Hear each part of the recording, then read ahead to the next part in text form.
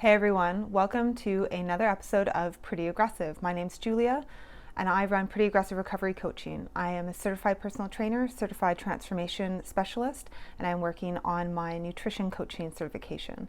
I help people learn how to thrive in this life because simply surviving is bullshit. I am also the author of Beyond Damage, Aggressive Recovery from the Toxic Mother-Daughter Bond, and now just released is Parenting Beyond Your Damage, a workbook meant for parents who have been raised with transgenerational abuse, looking to break the abuse and trauma cycle in their family legacy. Today I am doing a review with Eider on Mark Wolynn's It Didn't Start With You. This is how inherited family trauma shapes who we are and how to end the cycle. My introduction to this book did not start well. So it was actually introduced to me by my father, and he didn't give me the greatest first impression. Our conversation about it started with, you're 50% of your mother and 50% of me, which means you've got all 100% of our trauma and our abuse and our damage from our background.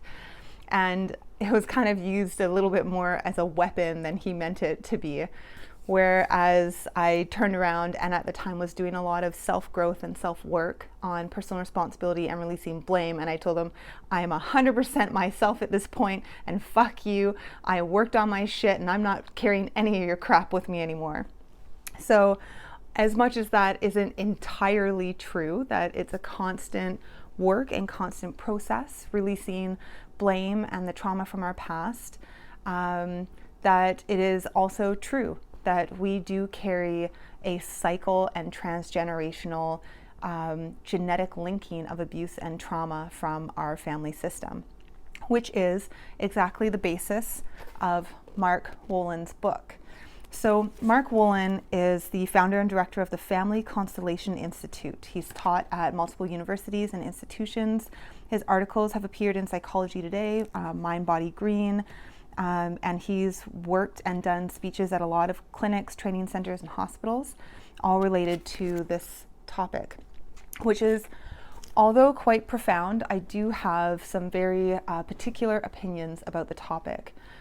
So Mark begins the opening with a story of loss of vision, I believe in one of his eyes, and for doctors and medical professionals to simply be giving him the medical analysis and that it's permanent.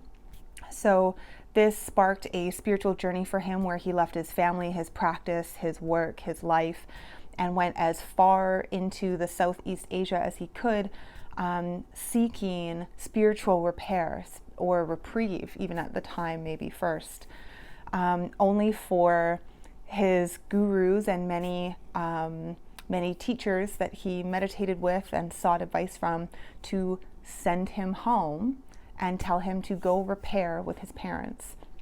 So in his fury, he still went to do this, and through that process of repairing his relationships with his family, his vision actually came back in his eye.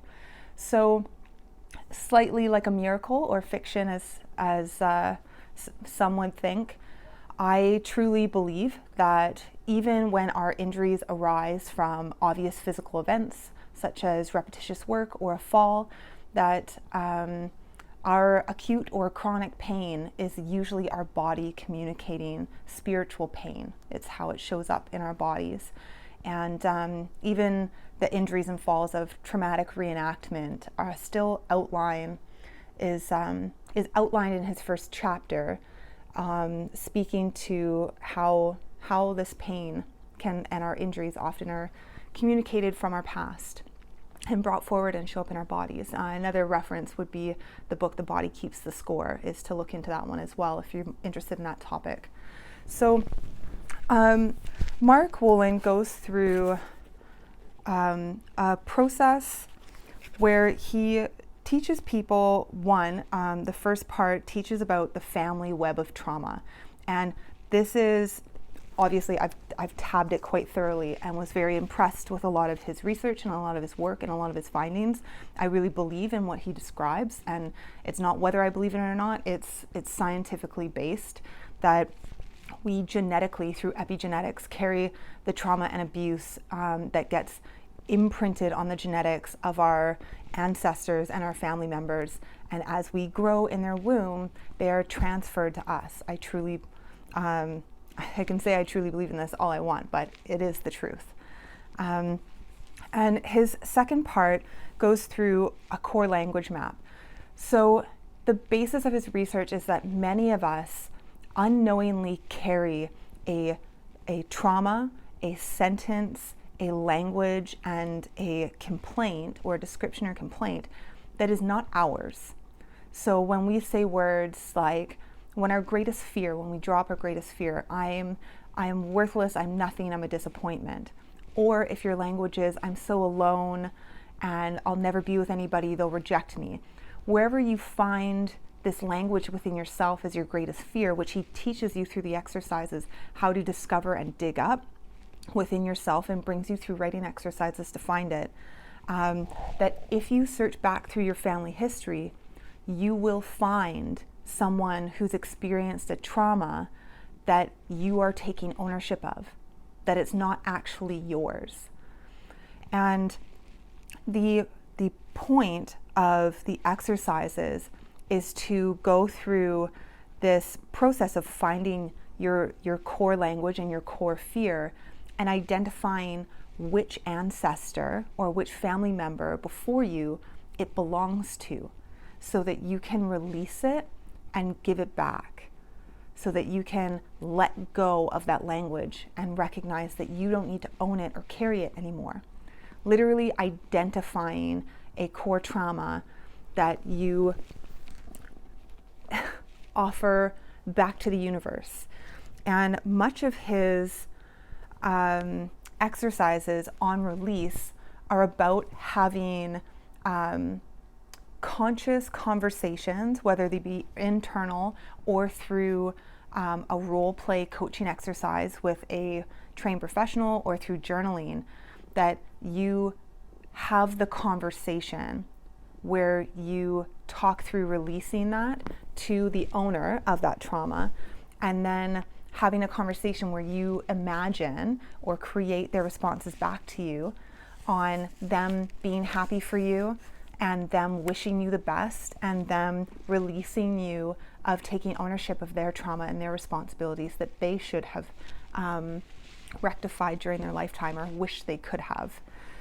So, and then part 3 is going through pathways of reconnection, the core language of relationships and separation, how we can start to identify, and he gives a lot of examples of people who have who are living with language that's not theirs, and which ancestor or which parent or grandparent to hand it back to. That developing the insight and awareness is how to release and let go of that trauma bond that you have with trauma that isn't even yours. So although there is basis in this work, one of the issues that I found with this is, having done this work using different tools and different methods earlier on, about 2 years ago before reading this book, while I read it, I found actually dragged me back through the process of attempting to dig up where to place blame, and which is, I feel, a very unhealthy exercise or practice. So although this book doesn't directly state that you should be finding or placing blame somewhere in your family, it's walking you through a path of trying to find who is responsible for your main obstacles and struggles and stressors and major fears in your life, which isn't always the case with everyone. And it's kind of my biggest grievance with this book is, although there's an incredible amount of information in here that is extremely useful to build awareness on about yourself and your intergenerational family system, it doesn't address personal responsibility and a lot of our own personal paths that we walk that can cause trauma, such as the book, The Trauma of Everyday Life, which can help people explore that with themselves.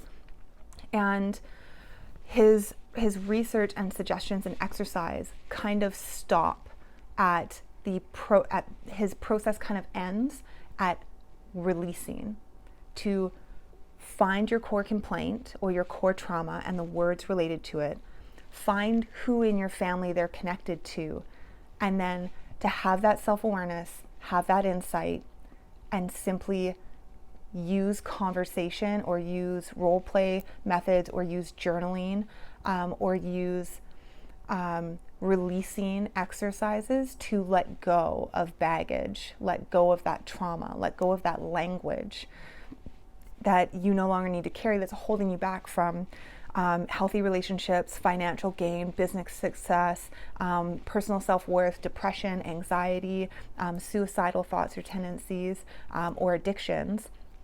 And it doesn't address, it leaves kind of the tail end or the frill at the end of a carpet, and nowhere left to go after that.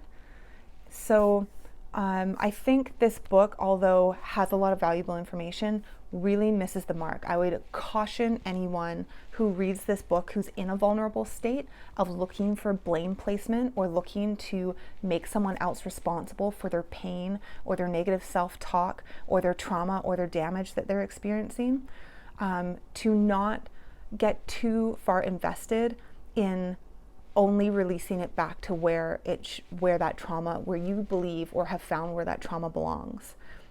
That it's extremely important for people to take responsibility and take ownership after they've created self-awareness of how they are, how they speak to themselves, and how they're functioning in their lives, to start building the tools to live beyond that damage and what those look like for you. So if you're looking for tools to start living beyond your damage, please check out my website, please check out my social media, please contact me directly. I have, as well as being a recovery coach myself, I always love handing out free resources, connecting people with resources I've found that have helped me along the way, such as books and podcasts and websites and articles. And for people to start building forward in their lives. That insight without transformation is simply knowledge that you believe offers you power. But knowledge is not power. Knowledge is potential power, and it's about what you're going to do with it that matters and will change your life. So, again, my name is Julia. I run Pretty Aggressive Recovery Coaching. This has been a review of Mark Wolynn's It Didn't Start With You.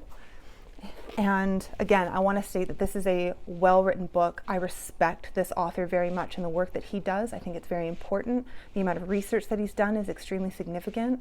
But I encourage people who are looking to change their damage, change their lives, live beyond their damage, and live beyond their trauma and abuse that they've been experiencing or their struggles, to move past insight and move past blame and take accountability and self-responsibility to start making changes in your own life after gaining self-awareness and insight. All right? Put out into the world what you wish to see. And again, for parents, Parenting Beyond Your Damage is available on Amazon.com, Amazon.ca as a workbook for parents to start moving through their damage and start offering their children a better childhood than they have, as well as check out #EnlightenedBitches, which is a podcast I co-host with my girlfriend, and it is available on Spotify and Google and Anchor.com. Have a great Friday, everyone. Bye.